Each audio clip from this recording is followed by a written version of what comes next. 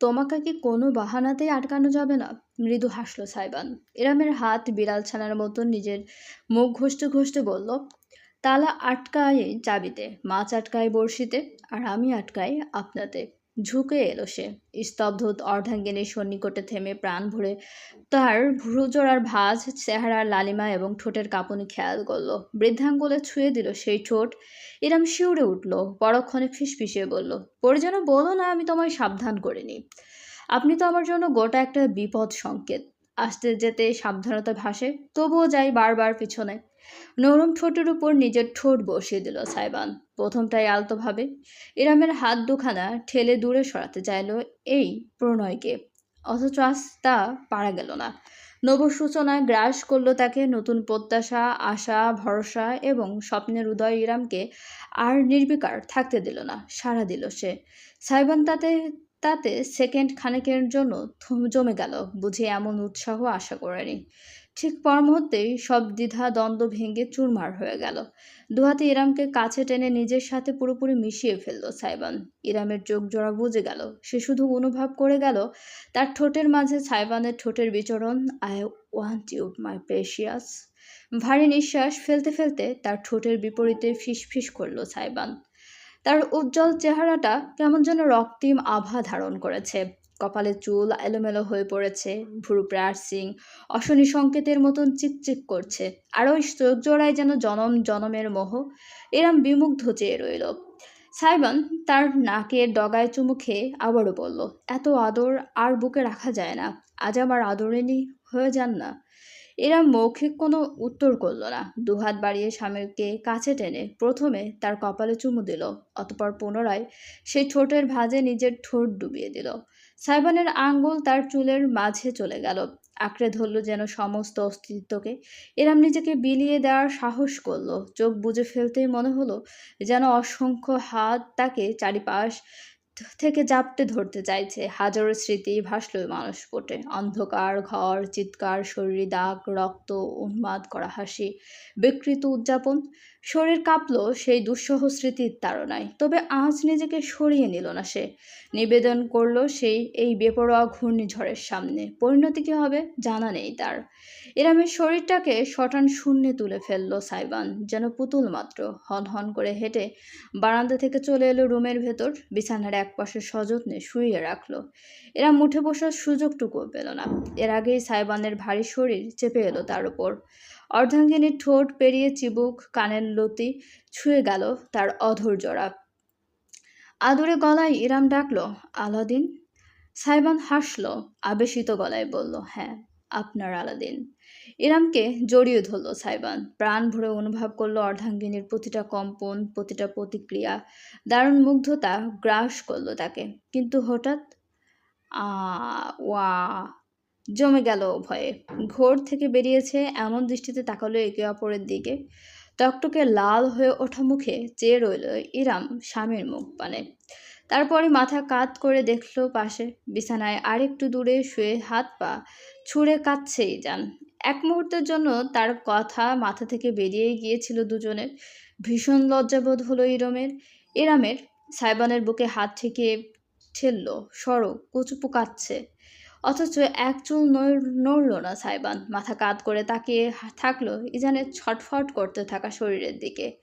তার চেহারা কেমন যেন শক্ত হয়ে গিয়েছে, ভুরুজোড়ার মাঝের তীব্র টান টান ভাঁজ, কপালের পাশের শিরা উপশিরা জেগে উঠেছে।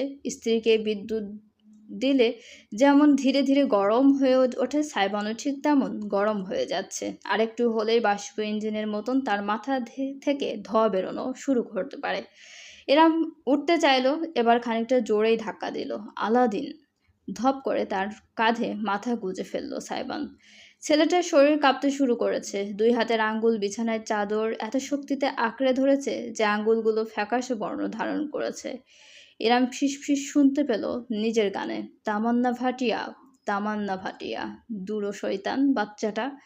তামান্নাও আর কাজের না। এক লাফে ইরামের উপর থেকে উঠে পড়ল সাইবান। ধূপধাপ পা ফেলে হনহন করে এগিয়ে গিয়ে এক হাতে খাবলা দেওয়ার মতন করে ইজানকে তুলে ফেলল। ইজানের কান্না থেমে গেল হঠাৎ করেই। অশ্রু সজল চোখে সে ড্যাব ড্যাব করে চেয়ে রইল পিতার দিকে, যেন নিজেও অবাক হয়ে গিয়েছে। এরাম হতবিহ্বল চেয়ে দেখল। সে নিশ্চিতভাবে জানে ইজান কথা বলতে পারলে বলতো, এটা কোন ধরনের বেয়াদবি আব্বু? তার মুখ থেকে বেরোলো গু। তোর গুইয়ের পোটলায় বাইন্দা পিসা দিয়া একশের ওয়াইস ওয়াইস পোষাইতে পারতাম। সাইবানের মুখ থেকে বরিশাল্লা ভাষা বেরিয়ে গিয়েছে। ইরাম ফ্যালফ্যাল করে শুধু দেখে যাচ্ছে কাণ্ড। ইজানও কম যায় না, কত বড় সাহস বাপে ওনাকে গালি দেয়। সেও ছোট্ট পা তুলে বুক বরাবর লাথি হাঁকিয়ে খেকিয়ে উঠল। আগা গো, এ উক্কা পাক্কা মারমো এই হানে, ফ্লাশ হবি যাইয়া লেট্রিনে। সত্যি সত্যি ছুঁড়ে দেয়ার ভঙ্গি করলো সাইবান। তার বাহুর মাঝে সাপের মতন হাত পা জড়িয়ে আঁকড়ে ধরে ফেলে ইজান নিজের শক্ত মাড়ির এক ভয়ানক কামড় বসিয়ে দিল বৃদ্ধাঙ্গুলে।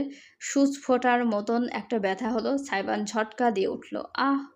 ভারসাম্য হারিয়ে বিছানায় বসে পড়ল যে। ইজান তার হাত থেকে নেমে গড়িয়ে গেল ম্যাট্রেসের উপর। কার্যসিদ্ধি হাসিল হয়েছে। বিজয়ের ভঙ্গিতে মাথা তুলল সে। তাতেই দেখা গেল নিচের মাড়ির উপর সাদা সাদা সুচালো কিছু একটা একেবারে জল করছে। কোদালের খোঁচানি। গর্জে উঠল সাইবান। ইরাম যেন সম্বিত ফিরে পেয়েছে এতক্ষণে। দ্রুত ইজানকে বুকে টেনে নিল সে। দেখি দেখি, আমার কচুপুর দাঁত উঠেছে। একটি আঙ্গুল ঢুকিয়ে সন্তর্পণে পরীক্ষা করলো ইরাম। কিছুদিন থেকেই সে বুঝতে পারছিল জায়গাটা শক্ত ছিল। দাঁত উঠবে শীঘ্রই। আজ সকালেও মুখ পরিষ্কার করার সময় সুচালো লেগেছে, তবে তখনও দাঁত ভালোভাবে বেরোয়নি। এখন এই স্পষ্ট দেখা যাচ্ছে, ছোট্ট একটুখানি। ইরামের মাঝে ইজান একেবারে গলে গেল। মাতৃ হৃদয়ে আনন্দে নেচে উঠল। জড়িয়ে ধরে অসংখ্য চুমু খেল সে ছেলেকে। আমার আব্বু, আমার সোনাটা কত বড় হয়ে গিয়েছে, আমার কুচুপুটা। দাঁত উঠেছে তোমার? হ্যাঁ। কত সাহসী আমার আব্বুটা। খিলখিলে গলায় হাসল ইজান। মায়ের আদরে উত্তেজিত হয়ে পড়ল। আগু শাহেন শাহে চেরাগুল্লা পোটলাই কিবরিয়া দিনের গুয়ের সময় হয়ে গেছে। ওকে 13 চামচ গু খাইয়ে পুকুর গু মাথায় তুলে দেওয়া হোক, শালা পাঙ্গাসের বাচ্চা। লাফিয়ে উঠে দাঁড়িয়ে পড়ল সাইবান। ইরামের বুকে লেপ্টে থাকা ইজানের দিকে আঙ্গুল তুলে হুঙ্কার দিল। খা তুই খা, ঝোলার খাওন দেখা। উল্টো ঘুরে হন হন করে হেঁটে গেল রুম থেকে। বেরিয়ে গেল সাইবান। যাওয়ার সময় দরজাটা এত জোরে লাগিয়ে দিল যে ঠাস করে শব্দে চারপাশ কেঁপে উঠল। প্রথমটাই স্তব্ধ হয়ে রইল ইরাম এবং ইজাম দুজনেই।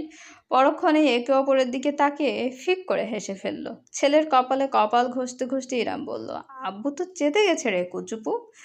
আবাগু। বহুদিন বাদে প্রাণ খুলে হাসল ইরাম। শেষ রাতের দিকে ঘুমিয়ে পড়েছিল ইরাম। বলা বাহুল্য, সাইবান সত্যি গত রাতে আর রুমে আসেনি। ব্যাপারটা কি হলো? এতই রাগ? সেই রাগের কথা মনে আসলেও ইরামের হাসি পাচ্ছে এখন। তাই ঘুম ভাঙতেই সে উঠে ফ্রেশ হয়ে নিল। রিজান মহারাজ রাতের দরবার শেষ করে এখন নিদ্রা বিশ্রামে আছেন। তাকে শুইয়ে রেডি হয়ে ইরাম নিচে নেমে এলো। কাঠের সিঁড়িতে ক্যাচ ক্যাচ শব্দ হলো। সাইবান অভিমানীটাকে এখন না আবার তোষামত করে ম্যানেজ করতে হয়।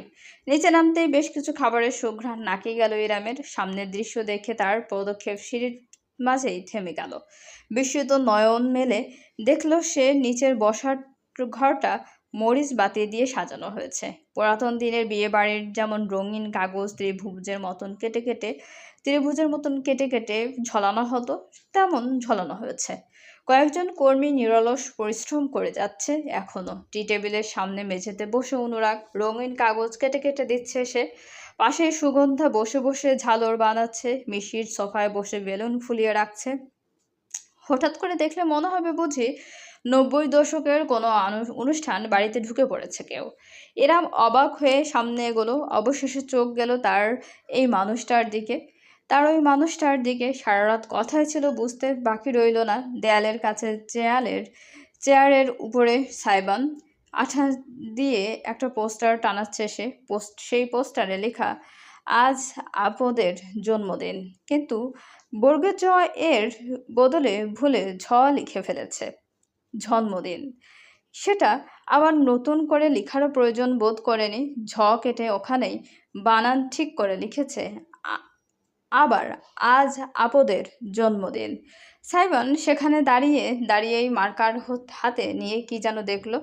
হতবাক ইরাম খেয়াল করলো সেই লাইনটা আবারও কেটে কুটে সাইবান ওই কাটাকাটির মাঝখানে লিখলো, আজ আপুদের আজ আপদকে জন্মদিন। চলবে। গল্পটি চলাকালীন সবাই আমাদের চ্যানেলটা সাবস্ক্রাইব করুন এবং বিজ্ঞাপনগুলো অবশ্যই আপনারা পুরোটা দেখবেন। অনেক ধন্যবাদ সবাইকে আমাদের চ্যানেলের সঙ্গে থাকার জন্য। গল্পটি ভালো লাগলে অবশ্যই সবাই লাইক, কমেন্ট এবং শেয়ার করতে ভুলবেন না আপনাদের প্রিয় মানুষগুলোর সাথে।